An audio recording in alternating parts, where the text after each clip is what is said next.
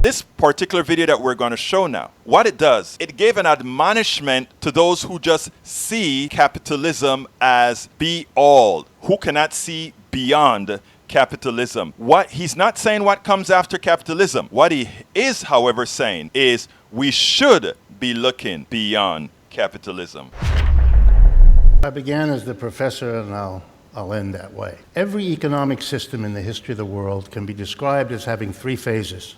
It was born, it evolved, and it died. The village economy, slavery, feudalism, you name it. Born, evolved, and died.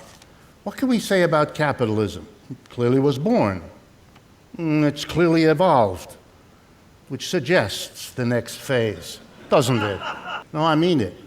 The human race has tried for a long time to move forward. The slave system, the slaves particularly thought you could do better than to be a slave. And the serfs thought you could do better than to be a serf. And every society had the people who got the short end of the stick in that arrangement decided, you could do better than the slavery and the feudalism. Here's a piece of exciting news.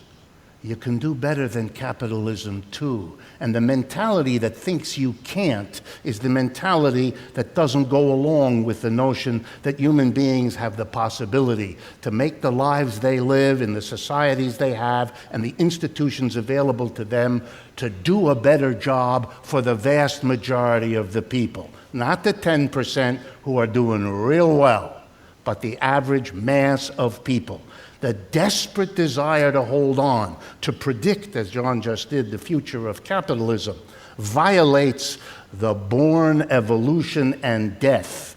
And the real question for us is, are we going to let a declining system take us down with it? Thank you.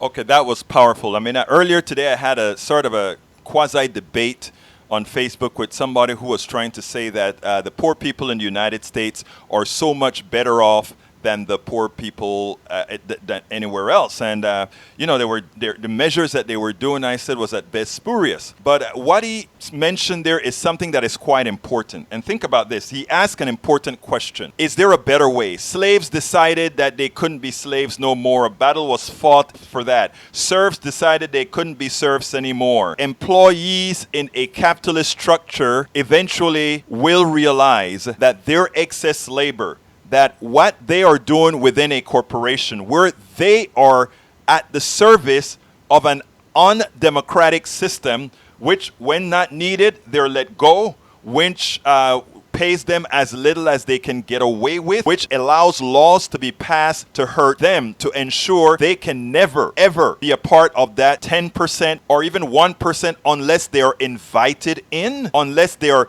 chosen. I've been preaching that for a long time. Many people think we live in a meritocracy. Capitalism is not a meritocracy. Capitalism is a system where if you have capital, you can move forward. If there is a reason to invite you, if there is a reason to choose you, if there is a reason to bring you into the fold, if and only if that is profitable for those already there, will you be brought in. But when it is necessary to get rid of you as well, that is what it does. That is the design. That is how it goes.